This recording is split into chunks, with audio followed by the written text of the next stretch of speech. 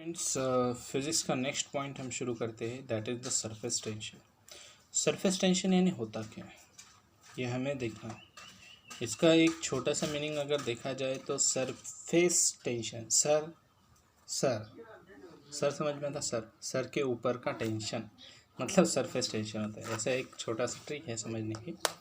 तो एक्चुअली होता क्या है बेटा, जो भी आपका लिक्विड सरफेस होता है या फिर वाटर सरफेस देख लो, तो ऊपर की लेयर जो होती है वो थोड़ी सी पावरफुल होती है हमारी।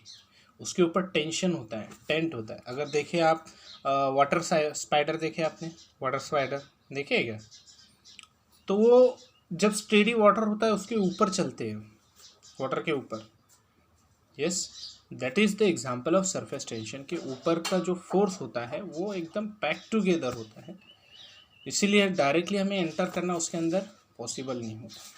वहाँ पे फोर्स लगाना पड़ता है अंदर जाने के लिए। एक बार अगर कोई अंदर चीज़ चले गई तो फिर वो आसानी से चलती। लेकिन ऊपर की जो लेयर होती है ना वाटर की, ऊपर की जो लेयर होती है उसके ऊपर एक फोर्स एक्ट होता है, that is the surface tension. उसे सरफेस टेंशन कहा जाता है। जैसे आपने बबल्स देखे कि वाटर सोप के बबल्स ऐसे खेला करते थे हम बचपन में, ऐसे गोल गोल आते हैं, राइट?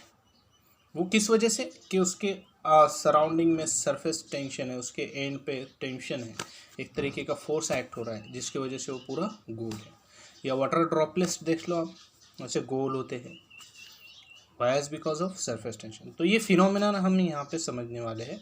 तो इसके लिए हमें जो है कुछ फोर्सेस के बारे में कुछ टर्म्स है उसको सबसे पहले समझना पड़ेगा, जिससे हमें समझ में आएगा कि सरफेस टेंशन होता कैसे है। तो throughout we will go one by one and we will understand the concept of surface tension. ठीक है बेटा, चलो। ये एक पूरा लेसन हुआ करता था, ध्यान में रखना, पिछले सिलेबस में। ये यहाँ पे इस सिलेबस में फिजिक्स के हमारे सरफेस टेंशन इसी के अंदर ऐड करके दिया है। सरफेस टेंशन एक अलग कंसेप्ट की तरफ दिया। पिछली बार के सिलेबस में पूरा लेसन था सरफेस टेंशन, ध्यान में रखना। जैसे हमने इससे पहले का लेसन देखा था उसमें सर्कुलर मोशन, रोटेशनल मोशन दोनों को ऐड करके दिया हुआ है, वैसे इसमें भी दो लेसन को ऐड करके दिया है। ठीक है, चलो see surface tension. Give concentrate here. So ये तो मैं अभी बता चुका हूँ आपको कि वाटर स्पाइडर्स वॉक करते हैं वाटर सरफेस पे, रेन ड्रॉप्स हो गए, सोप बबल्स हो गए, ये सारे जो है सरफेस टेंशन के एग्जांपल्स हैं। ये फिनोमेनन ऑफ सरफेस टेंशन। अब इसके कुछ टर्म्स हम समझते हैं जिससे हमें समझना बहुत आसान हो जाए। पहला, molecular theory of surface tension. To understand the surface tension we need to know some terms of molecular theory. Molecular theory के कुछ टर्म्स हमें सबसे पहले समझने होंगे। जैसा पहला होता है इंटरमॉलिक्यूलर फोर्स। इंटरमॉलिक्यूलर फोर्स मतलब क्या होता है, जैसे कोई भी पार्टिकल, जैसे ये पार्टिकल है, ठीक है, ये मैटर है एक, इसके मैटर के जो पार्टिकल्स है ये मॉलिक्यूल्स के बने हुए हैं, राइट? हर एक पार्टिकल कुछ मैटर है। Everything which occupies space is called as the matter. तो ये मैटर है, तो ये मॉलिक्यूल्स से बना हुआ है बेटा। तो ये मॉलिक्यूल्स, दो जो मॉलिक्यूल्स होते हैं, छोटे छोटे जो मॉलिक्यूल्स होते हैं, एक दूसरे को जो अट्रैक्ट करते हैं एक दूसरे की तरफ, उस फोर्स को कहा जाता है इंटरमॉलिक्यूलर फोर्स। एक दूसरे से अट्रैक्ट है ना, कनेक्टेड है, नहीं है कि गैप है कि इसमें, नहीं ना। तो ये जो फोर्स है जिसकी वजह से एक दूसरे को टाइट बने हुए हैं, इसे कहा जाता है इंटरमॉलिक्यूलर फोर्स। ठीक है बेटा। तो अब ये दो टाइप्स के होते हैं। पहला होता है cohesive force. The force of attraction between molecules of same substance is called the cohesive force. मतलब एक ही तरीके के दो सब्सटेंस अगर अट्रैक्टेड है उसे कहा जाता है कोहेसिव फोर्स। जैसे ये पेन है, ये भी सॉलिड है, ये भी सॉलिड है, एक दूसरे को कनेक्टेड है, तो कौन सा फोर्स हो गया? Cohesive. For example, definite example नहीं, ये भी सॉलिड है, ये जो इसका कैप दिख रहा है ये, और ये भी सॉलिड है, इन दोनों को मैंने अट्रैक्ट किया। सी, इन दोनों को अट्रैक्ट किया है, अटैच कर दिया, समझो ये दो मॉलिक्यूल। तो ये कौन सा आएगा? Cohesive force. कौन सा फोर्स एक्ट है इस पर? कोहेसिव, क्योंकि ये भी सॉलिड है, ये भी सॉलिड है, इसे कोहेसिव फोर्स कहते हैं। और दूसरा होता है एडहेसिव फोर्स। और एडहेसिव फोर्स किसे कहेंगे? जैसे सॉलिड है और इसके ऊपर मैंने पानी के ड्रॉपलेट्स डाल दिए, तो वाटर ड्रॉपलेट्स लिक्विड हो गया और ये सॉलिड हो गया, तो उस टाइम में जो फोर्सेस एक्ट हो रहे हैं उसे कहा जाता है एडहेसिव फोर्स। देखते हैं। और कोहेसिव फोर्सेस स्ट्रॉन्गेस्ट होते हैं सॉलिड में, इसलिए सॉलिड हम जुदा नहीं कर सकते, और सबसे वीकेस्ट होते हैं गैसेस में। गैसेस में सब इधर उधर घूमते रहते हैं सारे पार्टिकल्स एक दूसरे से, लेकिन इसको दूर करना बहुत मुश्किल होता है।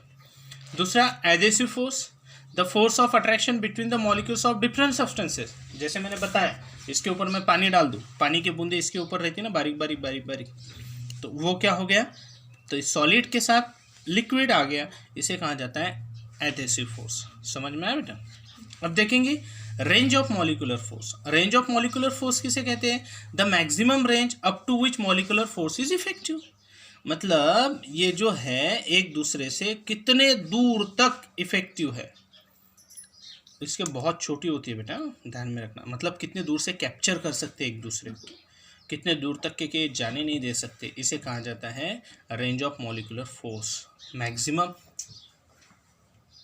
Maximum range up to which our molecular force is effective.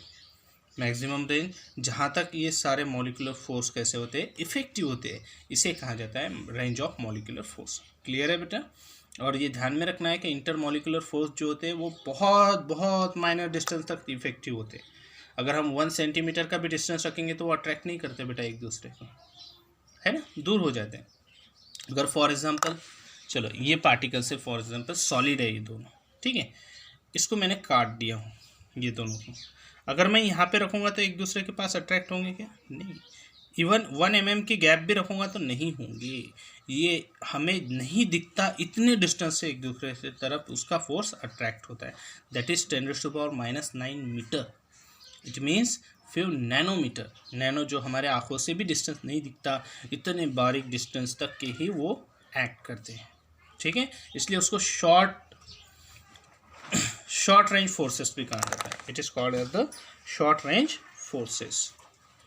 ये डबल डबल आ गया बेटा, देखना, शॉर्ट रेंज फोर्सेस। देन उसके बाद में बेटा sphere of influence. Sphere of influence किसे कहते हैं वो देखते हैं। तो ये जो हमारा ये एक इमेजिनरी सर्कल होता है। स्पीयर मतलब एक इमेजिनरी स्पीयर, जैसे ये इमेजिनरी होता नहीं है एक्चुअल में स्पीयर, लेकिन इमेजिन करते हैं कि हम इस तरीके का स्पीयर होता है, एक उसका सेंटर होता है। तो ये रेंज जो होती है, ये जो डिस्टेंस दिखाई दे रहा है, ये है मॉलिकुलर रेंज, कि इतने दूर तक ये एक दूसरे को अट्रैक्ट करके रख सकते हैं। That is called as the sphere of influence. क्या रहेगा बेटा?